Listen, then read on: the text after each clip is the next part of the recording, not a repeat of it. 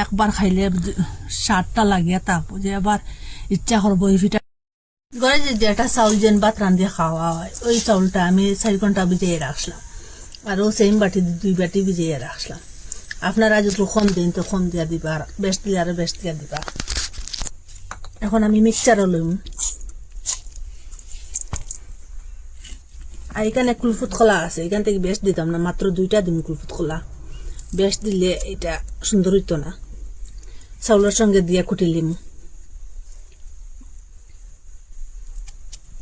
একটু জল দিম এখানে,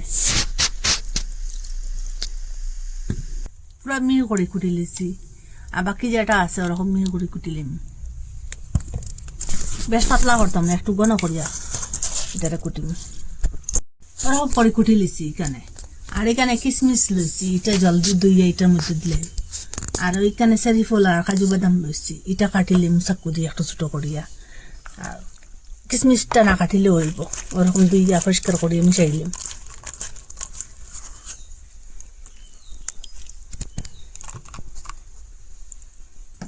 আর এটা একটু কাটিম, ছোট ছোট করিয়া কাটিম। এটা দিলে খাইতে স্বাদটা বাড়িব আর দেখতে সুন্দর লাগবো।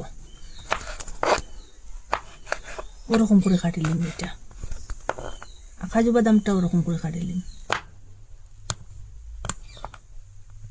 ওরকম ছোট করে কাটিলিম।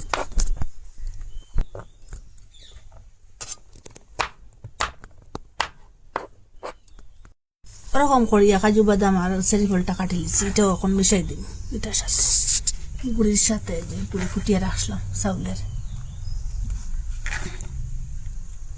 এখান থেকে গুড় কাটিব। এখানে 2 বাটি চাউলের লাগিয়ে 1 বাটি আমি গুড় লইছি। এখানে গুড়টা দিয়ে আর অর্ধেক বাটি জল দিয়ে দিলাম, এটা গলক। দেখুন গুড়টা আগে গলিলেও হয়ে যাব, এটা ঘন করতে লাগতো না, একটু বাকি গুড়টা গলিবার। গুড়টা গলিলেও গ্যাসটা অফ করে দিলেন। গুড়টা গলি গেছে, এখন আমি গ্যাসটা অফ করে দিলাই। আগে চাউলের মধ্যে জল দিয়া কুটা আছে, এটা লাগে এখন জল কম দিছি গুড়ের সঙ্গে। গুড়ের রসটা এই গামলার মধ্যে রাখবো। এটা ছোট গামলা, এটার মধ্যে মিশানো যাইতো না, ওই যে গুড়ের গামলাটার মধ্যে এখন সবটা ডালে দিন। আর এখানে 2 বাটি চাউলের লাগিয়া অর্ধেক ময়দা লইছি। আপনারা একটু বেশও দিতে পারেন, আমি একটু কম দিলাম। এখানে 1 চিমটি বেকিং সোডা লইলাম। আপনারা এই জায়গায় বেকিং পাউডারও দিতে পারেন, যেটা তাকবো এটা দিলেবা। আর একটু লবণ দিয়া দিলাম, স্বাদটা বাড়িব লবণটা দিলে। সবটা মিশাই, এটা অত পাতলাও করবা না আর অত ঘনও করবা না, একটু গাঢ় করবা। গুড়টা দেবা কি সুন্দর কালার হয়েছে দেখুন। আমি একটু ময়দা কম দিয়া, ময়দার জায়গা 1 বাটি দিতাম আসলো ময়দা। ময়দা 1 বাটি না দিয়া অর্ধেক বাটি ময়দা আর অর্ধেক বাটি আটা দিছি। এখন খুব ভালো করে মিশাইলে। আপনারা চাইলে 1 বাটিও ময়দা দিতে পারেন, আবার চাইলে ময়দা তো না দিলে হইতো না।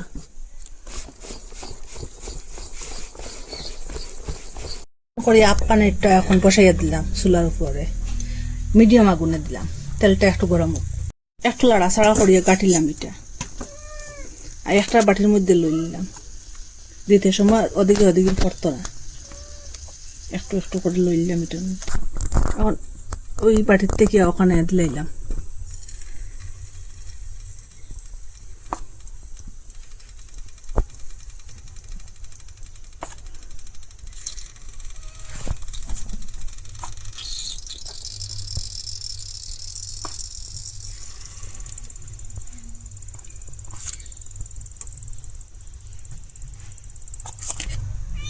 ওরকম করে সবটা দিলেন,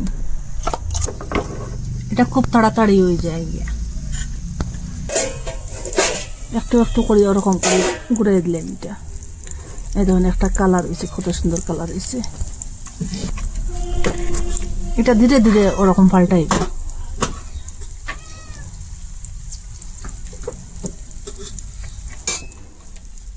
পাল্টাইতে সময় আগুনটা একদম লো মিডিয়ামে রাখবা।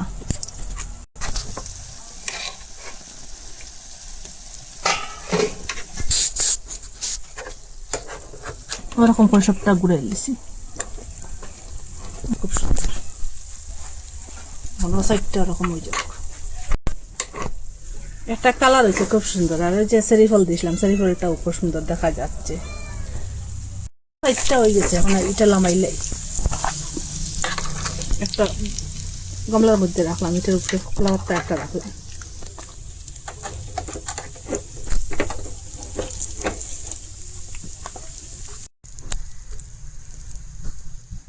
এই পিঠাটা বানানি এত সহজ এত কম সময়ের মধ্যে আপনারা বানাইতে পারবা সন্ধ্যার সময় আর সকালেও এটা চা সাথে খাইতে পারবা এই শীতকালে এত সুস্বাদু এই পিঠাটা সব পিঠারে হারিয়ে দিব এই পিঠাটা এটা একটা নতুন পিঠা আপনারা একদিন মিস করবা না বানাইয়া খাইবা খুব অল্প খরচের মধ্যেও বানাইতে পারবা যেটা উপকরণ করা থাকে এই উপকরণ দিয়েও বানাইতে পারবা সব পিঠারে হারিয়ে দিব এই পিঠাটা একবার খাইলে স্বাদটা লাগিয়ে থাকবো যে আবার ইচ্ছা করবো এই পিঠাটা বানাইয়া খাইতে থাকবা আপনারা কই থাকি দেখা কমেন্টের মধ্যে নিশ্চয় জানাইবা ভালো লাগলে লাইক কমেন্ট শেয়ার সাবস্ক্রাইব করবা আর এটা তো নরম পিঠা যে কি বলবো আর আজকের ভিডিও এখানে শেষ নতুন একটা ভিডিও নিয়ে ফিরে আসবো বন্ধুরা।